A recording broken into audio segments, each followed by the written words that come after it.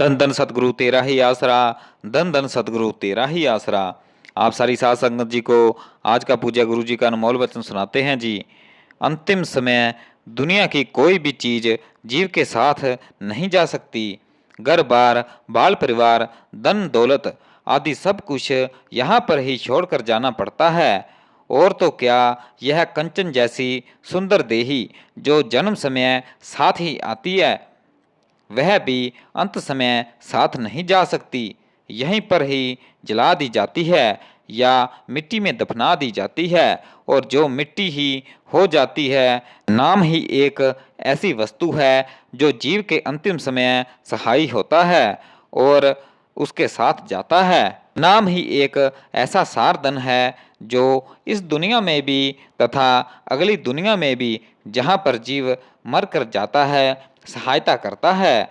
इसलिए सभी संत महात्मा नाम जपने का ही उपदेश करते हैं और यही इस जन्म का सबसे बड़ा लाभ है। पूज्य गुरु जी फरमाते हैं कि जो भी वस्तु इस संसार में नजर आती है, एक दिन अवश्य नाश हो जाएगी। मनुष्य शरीर जो कि 5 तत्वों का पुतला है, जब इसमें से रूह निकल जाती है यानी शरीर रूपी गड़ा फूट जाता है, तो यह मिट्टी का एक ढेरी रह जाती है। बेशक कोई कितना भी बड़ा योद्धा, बादशाह, ओलिया भी क्यों न हो, सबको एक दिन यह चोला त्यागना पड़ता है। रूहानी महापुरुषों का कथन है कि मौत एक आखिरी दरवाजा है जिसमें से हर जीव को एक दिन गुजरना पड़ता है। जो जीव पैदा हुआ है, एक दिन उसे अवश्य नाश होना है। यह कुदरती नियम है कि जो कभी भी टाला नहीं जा सकता। पूज्य गुरु जी फरमाते हैं कि हमें संसारिक पदार्थों से अपने मन को हटाकर मालिक का नाम जपने में लगाना चाहिए।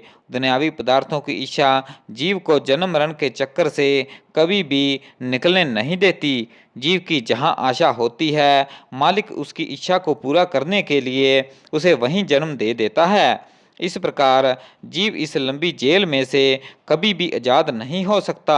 मनुष्य जन्म में जीव को पूरी आज़ादी प्राप्त है। चाहे तो यह अन्य बुरे कर्म करके 84 में ठोकरें खाए और चाहे इस सुनहरी अवसर से लाभ उठाकर आने वाले जन्म नरक के दुखों से सदा के लिए छुटकारा पा ले। यह काम जीव केवल मनुष्य जन्म में ही कर सकता है। श्रीमद् भागवत पुराण में मनुष्य जन्म रूपी समय को बड़ा दुर्लभ तथा 84 की लंबी जेल में से निकलने के लिए एक दरवाजा बताया है। श्री कृष्ण जी महाराज फरमाते हैं कि तुझे यह मनुष्य शरीर तेरे पिछले अति दुर्लभ तथा शुभ कर्मों के कारण मालिक की अपार कृपा से प्राप्त हुआ है। इसलिए सतगुरु की शरण में आकर मुक्ति पद को प्राप्त कर सतगुरु जीव की जिंदगी रूपी नैया के मल्लाह बनकर उसे पार लगाते हैं। उनकी सहायता के बिना जीव इस संसार सागर को पार नहीं कर सकता। जो जीव मनुष्य जन्म धारण करके इसी विधि द्वारा संसार सागर से अपनी नैया पार नहीं करता, वह हमेशा के लिए संसार में ही गोते लगाता रहता है।